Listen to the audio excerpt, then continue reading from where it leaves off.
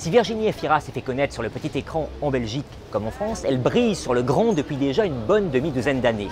Et l'héroïne de 20 ans d'écart et un homme à la hauteur franchit cette année un nouveau cap, à Cannes, où elle est présente pour la première fois, et ce pour 2 films.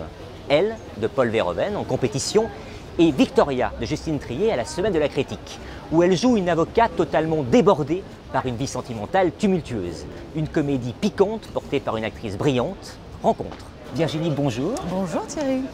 Alors, toute première question, je voulais savoir quel est ton tout premier souvenir de spectatrice de cinéma?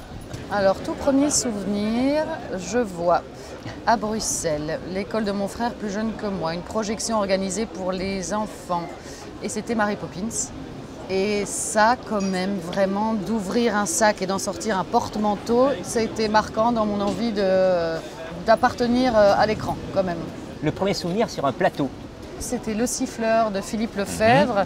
Et c'était parfois quand on sacralise très fort quelque chose, qu'on a très fort envie d'être sur un tournage, qu'on ne sait pas bien si on va pouvoir y arriver et tout ça. Je ne me suis pas dit ah, voilà ma place, mais ça correspondait complètement aux attentes que j'avais, quoi. Enfin, c'était extrêmement réjouissant. Et c'est un disque qui marque très fort l'enthousiasme, c'est quand les journées ne durent plus que 1 minute 30. C'est toujours bien. Ouais. C'est toujours bien, ouais.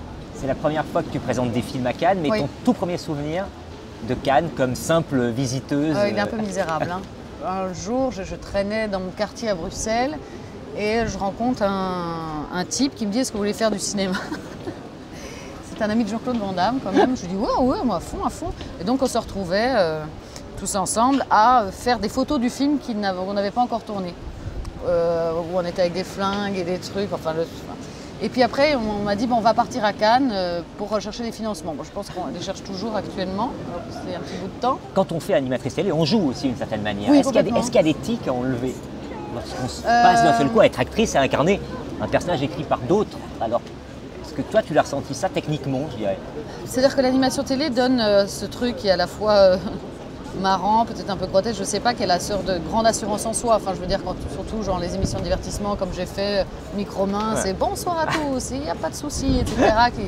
C'est quand même une drôle de chose. Je ne l'ai pas tellement senti sur le verbe. Voilà, en tout cas. d'accord. Non, ça non. Est-ce que tu as un héros de cinéma favori? Je dirais les héroïnes qui mélangent à la fois la féminité, la masculinité et l'enfance, quoi. Les trois ensemble, quelque chose de solide et de fragile en même temps. C'est-à-dire Kim Novak, le chignon de Kim Novak, cette idée de ce qu'on peut projeter dans quelqu'un, du mystère, etc. Alors vraiment. Et en même temps, l'inverse total, c'est-à-dire, enfin quoi peut-être pas, Marilyn Monroe bien sûr, dans Découverte avec certains M Show. Oui, je ne sais pas pourquoi quand on est ado, on est complètement... Enfin, et puis ça reste évidemment. Ouais. J'avais une dernière question. Ouais. Qu'est-ce que, pour toi, jouer aujourd'hui? Qu'est-ce que c'est jouer? Ouais. C'est ma vie Thierry. Ah. C'est ma vie. Magnifique. Magnifique. J'aurais pas mieux. Merci. Merci à toi.